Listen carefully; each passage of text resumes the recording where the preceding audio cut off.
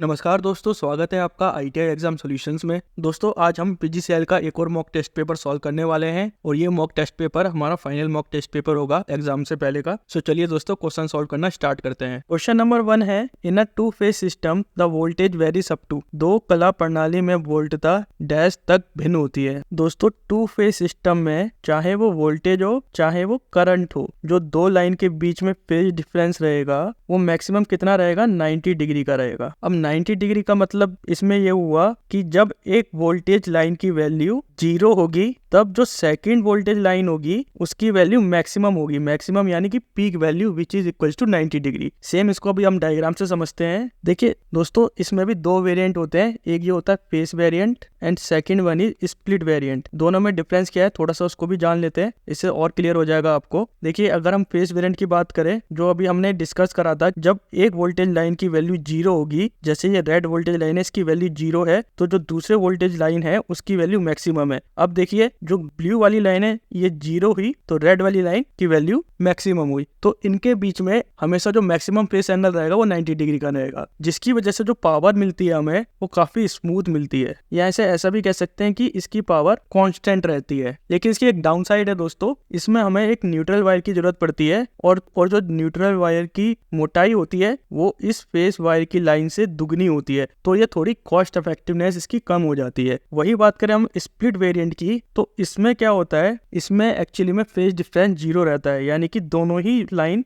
0 से स्टार्ट करेंगी और पीक भी सेम टाइम पे पहुंचेंगी। तो दोस्तों ये एक तरीके का बैलेंस सर्किट है, लेकिन इसका सबसे बड़ा डिसएडवांटेज क्या है कि इसमें जो पावर होती है वो या तो मैक्सिमम होगी या फिर 0 होगी, यानी कि इसकी पावर पल्सेटिंग नेचर की होती है जो कि ज्यादा यूजफुल नहीं होती है। सो दोस्तों जनरली हम टू फेज सिस्टम में फेस वेरिएंट का यूज करते हैं, जिसका जो मैक्सिमम एंगल होता है वो 90 डिग्री के वोल्टेज पे वेरी करता है। सो दोस्तों इसका राइट आंसर होगा ऑप्शन नंबर ए। क्वेश्चन नंबर 2 है, the insulation resistance between any conducting part and the frame should not be less than. किसी भी संवाहक भाग और फ्रेम के बीच इंसुलेशन प्रतिरोध कितने से कम नहीं होना चाहिए। दोस्तों इंसुलेशन रेजिस्टेंस या इंसुलेशन प्रतिरोध एक हाई रेजिस्टेंस होता है, या इसको ये कह सकते हैं ये वेरी हाई रेजिस्टेंस होता है, क्योंकि जितना ज्यादा हाई रेजिस्टेंस होगा उतना ही ज्यादा बेटर इंसुलेशन हमें मिलेगा। और इंडियन इलेक्ट्रिसिटी रूल के अनुसार जो मिनिमम इंसुलेशन रेजिस्टेंस वो आपका 1 मेगा ओम का होना चाहिए। इसका मतलब इसका इंसुलेशन काफी अच्छा है और इसका लीकेज, जो लीकेज करंट फ्लो होगा वो उसका बहुत कम होगा या मिनिमम लीकेज करंट होगा, जिसकी वजह से अच्छी इलेक्ट्रिकल सेफ्टी हमें मिलती है। सो दोस्तों इसका राइट आंसर होगा ऑप्शन नंबर ए। क्वेश्चन नंबर 3 है, the opposition to the creation of magnetic flux is. चुंबकीय अभिवाह के सृजन के विरोध को क्या कहा जाता है। आपके ऑप्शन है a permeability, b reluctance, c magnetic intensity and d permittivity. जैसे दोस्तों अगर हम इलेक्ट्रिकल सर्किट की बात करें उसमें अपोजिशन ऑफ करंट फ्लो को क्या कहा जाता है, उसे कहा जाता है रेजिस्टेंस। वहीं अगर हम मैग्नेटिक सर्किट की बात करें तो अपोजिशन ऑफ मैग्नेटिक फ्लक्स को कहा जाता है रिलक्टेंस, जिसे हिंदी में प्रतिष्ठम बोलते हैं। तो रेजिस्टेंस इलेक्ट्रिक सर्किट में और रिलक्टेंस मैग्नेटिक सर्किट में सेम ही काम करते हैं। अगर हम वही बात करें और ऑप्शंस की, तो परमेबिलिटी या पारगम्यता क्या दर्शाती है कि एक मटेरियल में कितनी आसानी से मैग्नेटिक फ्लक्स क्रिएट हो सकता है, वो परमेबिलिटी दर्शाती है।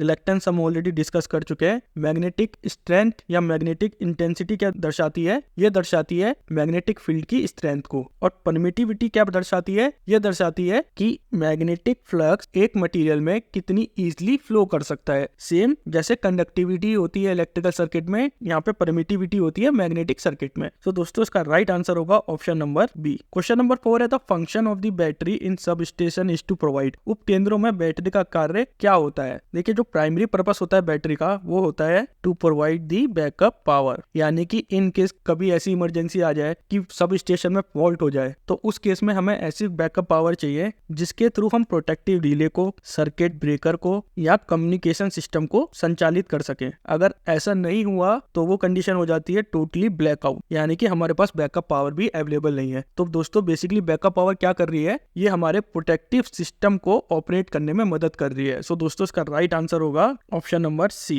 क्वेश्चन नंबर 5 है, which of the following is the cause of overheating of DC motor. निम्नलिखित में से क्या डीसी मोटरों की अतितापन का कारण है। दोस्तों कुछ कारण से डीसी मोटर में ओवरहीटिंग होती है, वो कौन कौन से कारण है। Overload, poor ventilation, poor power condition, frequent start and stop, wound bearing and unbalanced armature. तो दोस्तों ये कुछ मुख्य पॉइंट है जिनकी वजह से एक डीसी मोटर में ओवर हीटिंग हो सकती है। अगर ओवरलोड हुआ तो मोटर ज्यादा करंट ड्रॉ करेगी, जिसकी वजह से ओवर हीटिंग हो सकती है। पुअर वेंटिलेशन यानी कि जिस एरिया में मोटर रखी गई है वहां पे प्रॉपर एयर का फ्लो नहीं है, जिसकी वजह से मोटर की वाइंडिंग हीटअप हो सकती है। पुअर पावर कंडीशन में अंडर करंट और ओवर करंट दोनों आ सकता है, या अंडर पावर या ओवर पावर दोनों आ सकता है। अगर मोटर को अंडर पावर दी जाएगी तो मोटर स्टार्ट ही नहीं होगी, और अगर मोटर को ओवर पावर दी जाएगी तो मोटर की वाइंडिंग बर्न हो सकती है। तो इस कारण से भी हीटिंग का खतरा बढ़ जाता है। अगर हम मोटर को कंटिन्यूसली स्टार्ट और स्टॉप कर रहे हैं तो इससे भी क्या होता है, मोटर की वाइंडिंग्स पे स्ट्रेस आता है, जिसकी वजह से मोटर ओवरहीट हो सकती है। अगर मोटर की बेयरिंग घिस चुकी है या मोटर की बेयरिंग खराब हो चुकी है तो उस केस में भी फ्रिक्शन लॉसेस बढ़ जाते हैं, और फ्रिक्शन लॉसेस की वजह से क्या हो जाता है, हीट लॉसेस बढ़ जाते हैं। दोस्तों, अगर मोटर का आर्मेचर बैलेंस नहीं है तो इससे जो रोटर की मूवमेंट होगी वो स्मूथ मूवमेंट नहीं होगी, जिसकी वजह से फ्रिक्शन और एनर्जी लॉस बढ़ जाएंगे, एंड फाइनली इसकी वजह से भी आपका टेम्परेचर बढ़ सकता है। तो ये कुछ कारण है जिनकी वजह से मोटर में ओवर हीटिंग हो सकती है। तो यही कारण आपके ऑप्शंस में दे रखे हैं। सो option number 4 all of the above इसका राइट ऑप्शन होगा। क्वेश्चन नंबर 6 है, अ heater operate at 220 volt and has 99% efficiency.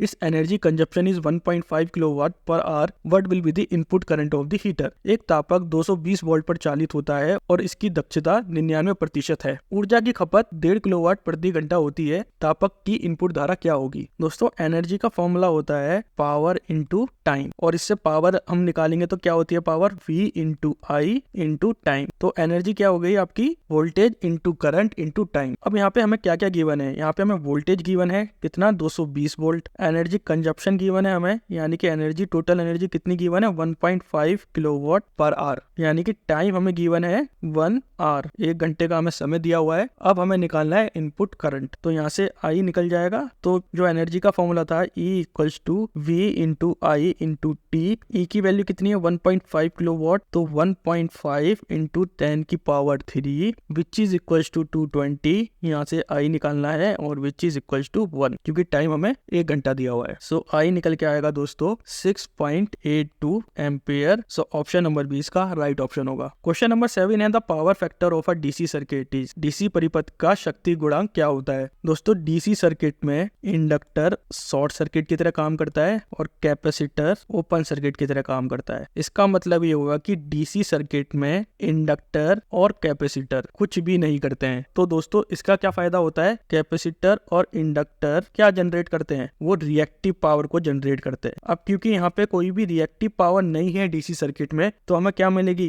केवल रियल पावर। और रियल पावर का मतलब प्योर रेजिस्टिव लोड, और प्योर रेजिस्टिव लोड का मतलब यूनिटी पावर फैक्टर, और यूनिटी पावर फैक्टर का मतलब होता है 1। क्योंकि दोस्तों, डीसी सर्किट में वोल्टेज और करंट एक ही प्लेन पे लाई करते हैं, यानी कि इसके बीच में कोई भी फेस एंगल नहीं होता है, इसलिए हमारा पावर फैक्टर यूनिटी होता है। क्योंकि cos 0 क्या होता है, 1 होता है। 0 क्या है, यहाँ पे एंगल है। सो दोस्तों, इसका राइट आंसर होगा option number C. Question number 8 है, which of the following motor is used in a sewing machine. सिलाई मशीन में निम्नलिखित में से किस मोटर का उपयोग किया जाता है? आपके ऑप्शन है a DC motor, b AC series motor, c DC shunt motor and d AC shunt motor. दोस्तों, अगर हम बात करें स्विंग मशीन की, तो ज्यादातर जो मोटर आज के टाइम पे इस्तेमाल हो रही है वो है एसी सीरीज मोटर, क्योंकि इसका डिजाइन सिंपल होता है, इसमें हाई स्टार्टिंग टॉर्क होता है और इसकी स्पीड को कंट्रोल करा जा सकता है, वेरिएबल स्पीड कंट्रोल इसमें हमें मिल जाती है। और ऑब्वियस है कि एसी सीरीज मोटर है और हमारे घर में सिंपल सप्लाई एसी की आती है, तो हमें कोई भी एक्स्ट्रा सर्किट लगाने की उसमें जरूरत नहीं है। और एसी सीरीज मोटर कौन सी मोटर होती है दोस्तों? एसी सीरीज मोटर को बोला जाता है मॉडिफाइड डीसी मोटर, और उसका फेमस नाम क्या है, यूनिवर्सल मोटर। सो दोस्तों, इसका राइट आंसर होगा ऑप्शन नंबर ए। क्वेश्चन नंबर 9 है, the harmonic are present in. सनादी डैश में मौजूद होते हैं। आपके ऑप्शन है a single phase AC circuit, b AC circuit and DC circuit, c DC circuit and d AC circuit. आमतौर पे जो हमारे घर में फ्रीक्वेंसी यूज होती है वो 50 हर्ट्ज की फ्रीक्वेंसी हमारे इंडिया में यूज होती है। लेकिन इसके साथ ही अगर कोई एक फ्रीक्वेंसी ऐड हो जाए जो अनवांटेड फ्रीक्वेंसी है, हमें जरूरत नहीं है उस फ्रीक्वेंसी की, उसे ही बोला जाता है हार्मोनिक्स। हार्मोनिक के दोस्तों ऑर्डर होते हैं, जैसे first order harmonic, second order harmonic, third order harmonic. तो दोस्तों, सेकंड ऑर्डर हार्मोनिक में जो फ्रीक्वेंसी होगी वो कितनी होगी, 50 इंटू 2 100 हर्ट्ज। थर्ड में कितनी होगी, 150 हर्ट्ज। ऐसे अगर फोर्थ हार्मोनिक है तो उसमें कितनी होगी, 200 हर्ट्ज। तो ये एक तरीके का मल्टीपल होते हैं, इंटीजर मल्टीपल जिसे बोला जाता है। Harmonics are integer multiples. और हार्मोनिक ज्यादातर जनरेट किस वजह से होती है, ये नॉन लीनियर लोड की वजह से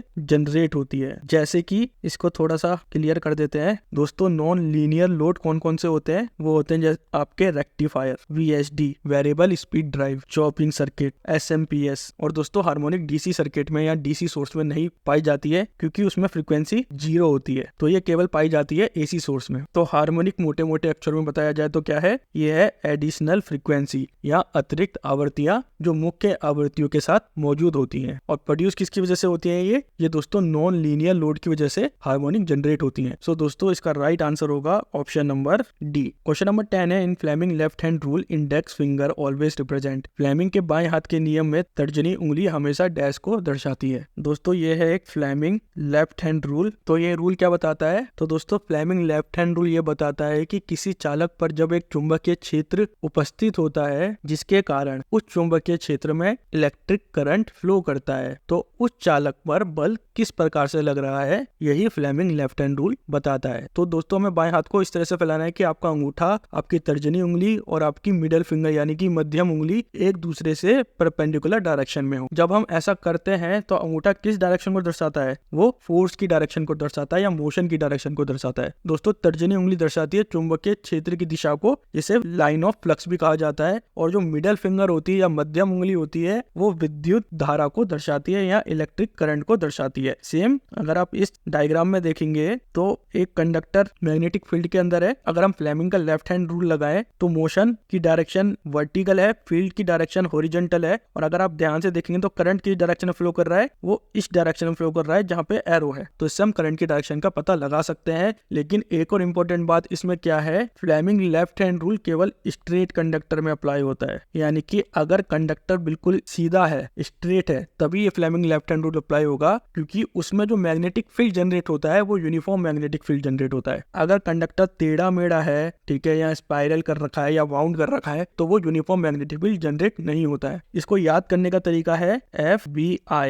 F for force, B for magnetic field and I for current. तो इसको इस तरह से याद रख सकते हैं आप। सो दोस्तों इसका राइट आंसर होगा, इंडेक्स फिंगर किसको दर्शाती है, वो मैग्नेटिक फील्ड को दर्शाती है। ऑप्शन नंबर ए इसका राइट ऑप्शन होगा। क्वेश्चन नंबर 11 है, what will be the voltage per path if 8 pole 220 volt simplex lap wound armature deliver 125 ampere. यदि एक 8 ध्रुव 220 वोल्ट सिंप्लेक्स लैप वाउंड वाला आर्मेचर 125 एम्पेयर वितरित करता है तो इसकी प्रति पथ वोल्टता कितनी होगी। दोस्तों दो तरह की वाइंडिंग होती है, ऑलरेडी बहुत बार डिस्कस कर चुके हैं, lap winding and wave winding. अब लैप वाइंडिंग में नंबर ऑफ पोल्स किसके इक्वल होते हैं, पैरेलल पाथ के इक्वल होते हैं। यानी कि जितने समांतर पथ होंगे उतने ही नंबर ऑफ पोल्स होंगे। और वेव वाइंडिंग में नंबर ऑफ पोल्स या नंबर ऑफ पैरेलल पाथ हमेशा 2 के इक्वल रहेंगे। तो अभी हमसे लैप वाइंडिंग के बारे में पूछा गया है। तो यहाँ पे 8 पोल है, इसका मतलब यहाँ पे 8 ही पैरेलल पाथ होंगे। तो इसमें हमें बताना है कि हर पैरेलल पाथ में वोल्टेज कितना होगा। अब दोस्तों एक कंडीशन और आती है कि जितने भी पैरेलल पाथ होते हैं वोल्टेज पैरेलल पाथ में सेम रहता है। यानी कि अगर यहाँ पे 220 वोल्ट अप्लाई करा है तो यहाँ भी 220 वोल्ट होगा, यहाँ भी 220 वोल्ट होगा और लास्ट में भी 220 वोल्ट होगा। तो पैरेलल पाथ में वोल्टेज सेम रहता है। तो इसका राइट आंसर होगा option number B. Question number 12 है, in an alternator the speed of the prime mover can be controlled by. एक प्रत्यावर्तित में अज्ञे चालक की गति को डैश द्वारा नियंत्रित किया जा सकता है। दोस्तों अगर हमें अल्टरनेटर में प्राइम मूवर की स्पीड को कंट्रोल करना है तो हम यूज करते हैं गवर्नर का, जिसे ऑटोमेटिक रेगुलेटर भी बोला जाता है। तो ये क्या करता है, ये प्राइम मूवर की जो स्पीड है उसको कांस्टेंट बनाने की कोशिश करता है या उसको कांस्टेंट बना के रखता है, जिससे हमें जो वोल्टेज या करंट हम जनरेट कर रहे हैं वो हमें कांस्टेंट वोल्टेज या करंट मिल सके। और गवर्नर का एक और काम होता है दोस्तों, ये प्राइम मूवर को ओवर स्पीडिंग से भी बचाता है। अब इसमें दोस्तों गवर्नर 3 तरह के होते हैं, फॉर इंफॉर्मेशन पर्पस बता रहा हूँ। एक होता है mechanical governor, then pneumatic governor and last one is hydraulic governor. So दोस्तों इसका राइट आंसर होगा option number B. Question number 13 है, according to the available head which of the plant is classified as a hydro electric power plant. उपलब्ध sheets के अनुसार इनमें से किस प्रकार का संयंत्र जल विद्युत शक्ति संयंत्र का वर्गीकरण है। आपके ऑप्शन है a reservoir plant, b run of river plant without reservoir, c run of river plant with reservoir, d low head plant. दोस्तों low head plant hydro electric power plant में हेड टाइप का एक प्रकार है। दोस्तों इसको एक एग्जांपल से समझते हैं। हेड होता है vertical distance between water entry point, जहाँ से वाटर प्रवेश कर रहा है, इनटू दी डिस्चार्ज पॉइंट, जहाँ पे वाटर डिस्चार्ज हुआ। तो ये हमारा हेड है। अगर इस डायग्राम को आप ध्यान से देखेंगे तो यहाँ से पानी एंटर कर रहा है और डिस्चार्ज कहाँ पे हो रहा है, पानी इस वाटर हाउस के थ्रू डिस्चार्ज हो रहा है। तो ये जो डिस्टेंस है यहाँ से लेके इस वाटर हेड का, उसे बोला जाता है हेड। तो हेड का काम क्या है, हेड पोटेंशियल एनर्जी को इंक्रीज करता है। किसकी पोटेंशियल एनर्जी दोस्तों, वाटर की पोटेंशियल एनर्जी को इंक्रीज करता है, जिसकी वजह से ज्यादा फोर्स जनरेट हो पाता है और हमें ज्यादा पावर मिल पाती है। And finally alternator fast rotate करता है, अगर अल्टरनेटर फास्ट रोटेट करेगा तो ज्यादा इलेक्ट्रिसिटी को प्रोड्यूस कर पाएगा। तो 3 तरीके के दोस्तों हेड होते हैं, जिसको मैंने एक टेबल की मदद से आपको समझाने की कोशिश करी है। एक होता है लो हेड, एक होता है मीडियम हेड और तीसरा होता है हाई हेड। लो हेड में जो हेड रेंज होती है, यानी कि जो वर्टिकल डिस्टेंस होता है वो 30 मीटर से कम होता है, और इसके एग्जांपल है कार्पल टरबाइन, प्रोपेलर टरबाइन और आर्किमिडीज स्क्रू। यही बात करें मीडियम हेड की, तो इसकी जो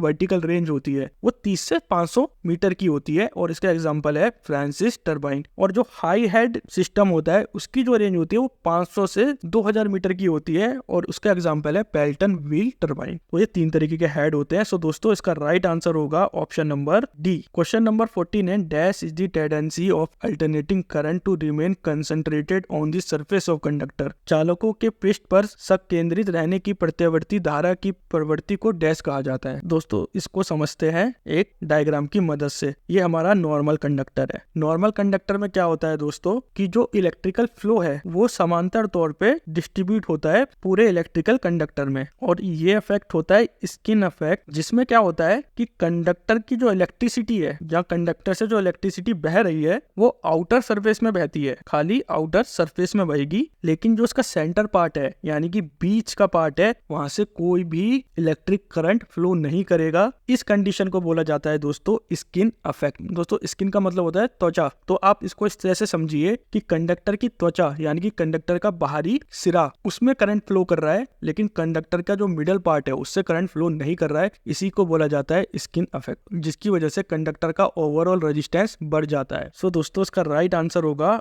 option number C. Question number 15 है, what will be the frequency of the produce electromotive force in an pole alternator running at 1000 RPM. 1000 RPM पे चल रहे एक 6 ध्रुव प्रत्यावर्तित में उत्पादित विद्युत वाहक बल EMF की आवृत्ति कितनी होगी। तो दोस्तों हमें क्या क्या गिवन है, हमें पोल गिवन है 6, सिंक्रोनस स्पीड गिवन है 1000 और फ्रीक्वेंसी हमें निकालनी है। तो सिंक्रोनस स्पीड ऑफ अल्टरनेटर क्या होता है 120 इंटू एफ अपॉन में पी। तो 120 इंटू एफ, सिंक्रोनस स्पीड हमें 1000 दे रखी है, पोल कितने हैं 6, इससे कटेगा 20 टाइम, इससे 1 0 और 2 से ये 50 टाइम्स, तो एफ हो जाएगा 50 hertz. So option number D इसका राइट ऑप्शन होगा। क्वेश्चन नंबर 16 है, which of the following is best suited to make a fuse. Fuse बनाने के लिए निम्नलिखित में से किसका उपयोग किया जाता है। दोस्तों फ्यूज की वायर को ज्यादातर लेड एंड टिन से बनाया जाता है, क्योंकि इसका रेजिस्टेंस तो हाई होता है लेकिन इसका melting point as compare to copper कम होता है। तो दोस्तों अगर इसका रेजिस्टेंस हाई होगा और जब हाई करंट इसमें से फ्लो कर रहा होगा तो उस फ्यूज में टेम्परेचर बहुत जल्दी इंक्रीज होगा, और जब टेम्परेचर इंक्रीज होगा और क्योंकि इसका मेल्टिंग पॉइंट लो है तो ये फ्यूज ब्रेक हो जाएगा, जिसकी वजह से हम ओवर करंट से बच सकते हैं। कॉपर की कंडक्टिविटी तो अच्छी होती है लेकिन इसका melting point as compare to lead tin alloy ज्यादा होता है, तो इसी वजह से हम कॉपर का इस्तेमाल अधिकतर नहीं करते हैं। सो दोस्तों इसका राइट आंसर होगा option number C. Question number 17 है, the interaction of load line and diode characteristics gives. आपके ऑप्शन है A load voltage, B voltage source, D Q point and D load resistance. दोस्तों load line और diode characteristic का interaction बोला जाता है Q point, जिसे क्वाइसेंट पॉइंट भी बोला जाता है, या इसका दूसरा नाम क्या है ऑपरेटिंग पॉइंट। तो ये क्यू पॉइंट क्या दर्शाता है, ये दर्शाता है दोस्तों इक्विलिब्रियम स्टेट। इक्विलिब्रियम स्टेट कौन सी स्टेट होती है जहाँ पे वोल्टेज और करंट की वैल्यू डायोड में एक समान रहती है। दोस्तों तो ये है लोड लाइन जिसको मैं मार्क कर रहा हूँ रेड से, और ये है डायोड कैरेक्टरिस्टिक। तो डायोड कैरेक्टरिस्टिक में दोस्तों वोल्टेज और करंट का रिलेशनशिप दिखाया गया है। और दोस्तों लोड लाइन कौन सी लाइन है, ये एक्सटर्नल सर्किट की लाइन है या सिंपल रेजिस्टेंस की लाइन है। तो रेजिस्टेंस की लाइन एक लीनियर पाथ शो करती है और डायोड दोस्तों नॉन लीनियर पाथ शो करता है। तो ये जिस पॉइंट पे इंटरेक्ट करते हैं, जैसे इसमें लिखा है IDQ पॉइंट, तो ये पॉइंट होता है जहाँ पे करंट और वोल्टेज की वैल्यू सेम रहेगी, तो इसी को बोला जाता है क्यू पॉइंट। सो दोस्तों इसका राइट आंसर होगा option number C. Question number 18 है, a 4 pole 250 volt 115 volt 60 hertz capacitor starting induction motor take a full load line current of 5.3 ampere while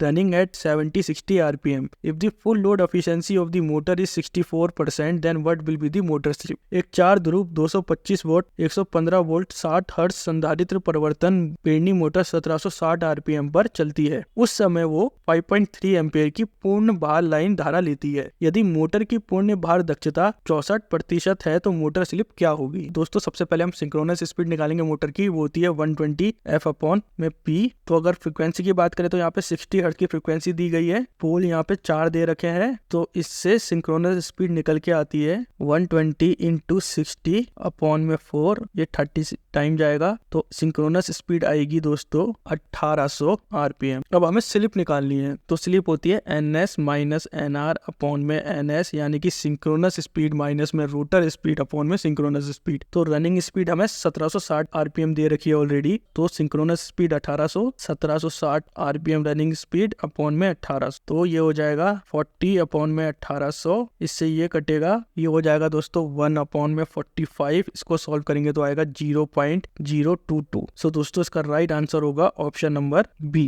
question number 19 है, the average value of DC current of 5 ampere will be. 5 ampere वाली DC धारा का औसत मान क्या होगा। दोस्तों DC source एक कांस्टेंट वैल्यू सोर्स होता है, तो कांस्टेंट वैल्यू सोर्स में एवरेज वैल्यू भी सेम रहेगी। अगर बात करें हम एसी सोर्स की, तो उसमें एवरेज वैल्यू कितनी हो जाती है, उसमें हो जाती है 0.637 इंटू पीक वैल्यू। लेकिन डीसी सोर्स में एवरेज वैल्यू सेम रहती है। अगर डीसी में 5 एम्पेयर का करंट है तो एवरेज वैल्यू भी 5 एम्पेयर होगी। ऑप्शन नंबर ए इसका राइट ऑप्शन होगा। क्वेश्चन नंबर 20 है, which of the following has the highest conductivity. निम्नलिखित में से किसकी सबसे अधिक चालकता होती है। तो दोस्तों इसमें से सबसे अधिक चालकता सिल्वर की होती है। वीडियो को पॉज करके आप ये कंडक्टिविटी चार्ट देख सकते हैं। सिल्वर की चालकता होती है 6.3 × 10⁻7, उसके बाद कॉपर की चालकता होती है 5.9 × 10⁻7, देन गोल्ड की 4.5 × 10⁻7। सबसे कम चालकता किसकी होती है, लेड की होती है, वो 4.8 × 10⁻6 होती है। सो दोस्तों इसका राइट आंसर होगा option number C. Question number 21 है, dope silicon is considered as. Dope silicon को डैश माना जाता है। दोस्तों डोप सिलिकॉन होते हैं सेमीकंडक्टर, और दोस्तों इंसुलेटर और कंडक्टर के बीच की स्टेट को ही सेमीकंडक्टर बोला जाता है। अगर सिलिकॉन प्योर है, यानी कि इसमें कोई भी डोपिंग नहीं है, तो ये बिहेव करता है इंसुलेटर की तरह। अगर हम इसमें डोपिंग मिला दें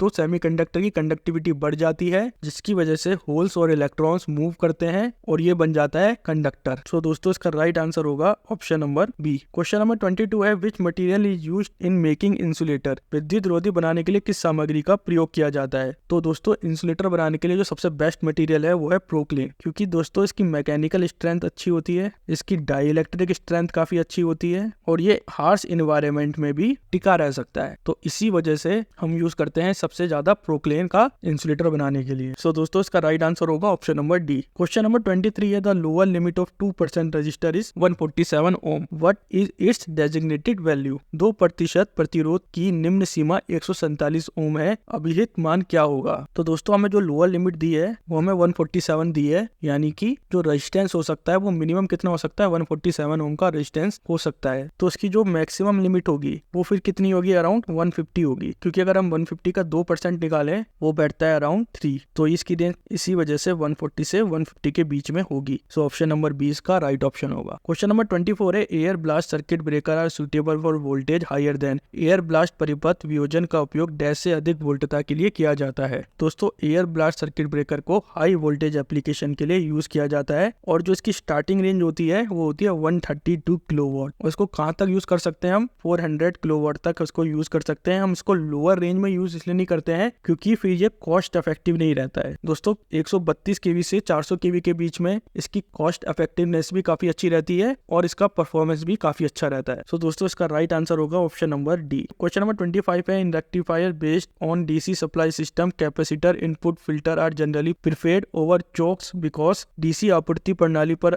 आधारित दृष्टिकारी में आमतौर पर चोक की तुलना में संधारित्र निवेश निसंयंधक कैपेसिटर इनपुट फिल्टर को अधिमानता क्यों दी जाती है, ये हमें बताना है। तो हम कैपेसिटर इनपुट फिल्टर का इस्तेमाल दोस्तों इसलिए करते हैं क्योंकि एक तो इसका साइज स्मॉल होता है और इसका वेट भी कम होता है एज कम्पेयर टू चोक। इसकी कॉस्ट कम होती है और ये हाई फ्रिक्वेंसी में रिपल को रिमूव कर सकता है। और दोस्तों रिपल क्या होता है, जब हम एसी को डीसी में कन्वर्ट करते हैं तो उसमें कुछ एसी सप्लाई या एसी फ्रिक्वेंसी बची रहती है जिसे हम रिपल कहते हैं, और ये हाई सर्ज करंट को हैंडल कर सकता है कैपेसिटर। तो इसी वजह से हम यूज करते हैं कैपेसिटर का। तो इसमें से कौन सा ऑप्शन सही है कि चोक होता है expensive. So option number D इसका राइट ऑप्शन होगा। क्वेश्चन नंबर 26 है, what material should be used for insulating cable. केबलों में विद्युत रोधन के लिए किस सामग्री का उपयोग किया जाता है। दोस्तों जो केबल की सामग्री यूज होती है वो होनी चाहिए नॉन हाइग्रोस्कोपिक, यानी कि गैर आर्द्रता ग्रही। इसका मतलब इसमें मॉइस्चर एब्जॉर्ब नहीं होगा, और दोस्तों इसको ज्यादातर वाटर प्रूफ बनाने के लिए हम क्या करते हैं, हम लेड शीट का इस्तेमाल करते हैं। तो दोस्तों अगर insulation material non anti acid हुआ तो ये इन्वायरमेंट करंट फैक्टर से जल्दी खराब हो जाएगा। तो ये भी ऑप्शन गलत होगा। फ्लेमेबल हुआ तो ये जल्दी जल जाएगा, और सस्ता हुआ, जरूरी ऐसा नहीं है कि सस्ती चीज खराब होगी, लेकिन सस्ते में आपका मटेरियल अच्छा मटेरियल यूज नहीं होता है। सो दोस्तों इसका राइट आंसर होगा ऑप्शन नंबर ए। क्वेश्चन नंबर 27 है, the applied input current AC power to the half wave rectifier is 1000 watt, the DC output current obtain is 400 watt, what will be the rectification efficiency. एक अर्ध तरंग दृष्टिकारी में दी गई निवेश input प्रत्यावर्ती धारा शक्ति 1000 वॉट है, प्राप्त DC निर्गम आउटपुट शक्ति 400 वॉट है, दृष्टिकरण दक्षता क्या होगी। दोस्तों एफिशिएंसी का फॉर्मूला होता है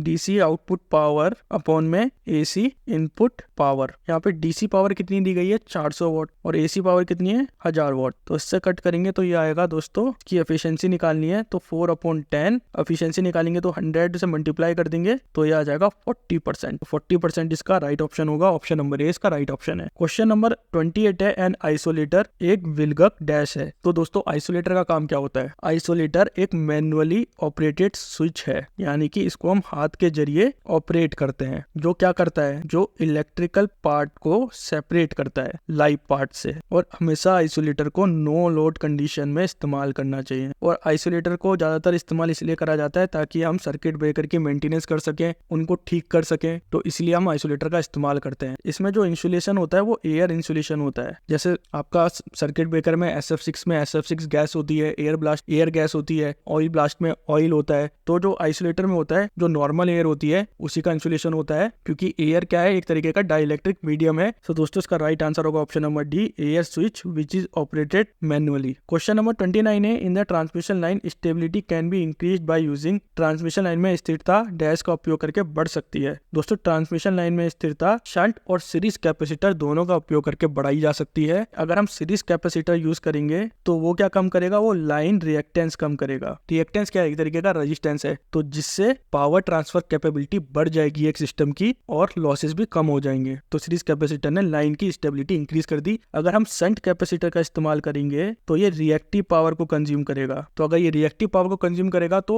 हमें क्या मिलेगी, ज्यादा एक्टिव पावर मिलेगी। और एक्टिव पावर ही क्या होती है, रियल पावर होती है। तो जितनी ज्यादा रियल पावर जाएगी उतनी ही लाइन की स्टेबिलिटी बरकरार रहेगी। सो दोस्तों इसका राइट आंसर होगा option number C. Question number 30 है, which of the following is an important characteristics of a fixed voltage generator. निम्नलिखित में से कौन सी नियत वोल्टता जनित्र की एक महत्वपूर्ण विशेषता है। दोस्तों क्वेश्चन में बोला गया है फिक्स्ड वोल्टेज जनरेटर, यानी कि जो आउटपुट मिलेगा हमें वो हमें फिक्स्ड आउटपुट मिलेगा। तो हमें फिक्स्ड आउटपुट कब मिल सकता है, जब दोस्तों इंटरनल रेजिस्टेंस सर्किट का मिनिमम हो। क्योंकि जब इंटरनल रेजिस्टेंस मिनिमम होगा तो दोस्तों अगर लॉसेस कम होंगे तो वोल्टेज ड्रॉप कम होगा, और जब वोल्टेज ड्रॉप कम होगा तो हमें कांस्टेंट वोल्टेज मिलेगा। सो दोस्तों इसका राइट आंसर होगा ऑप्शन नंबर डी। सो दोस्तों ये था आज का मॉक टेस्ट पेपर। अगर आपको ये मॉक टेस्ट पेपर पसंद आया है तो प्लीज इस वीडियो को लाइक कीजिए, हमारे चैनल को सब्सक्राइब कीजिए, एंड थैंक्स फॉर वॉचिंग।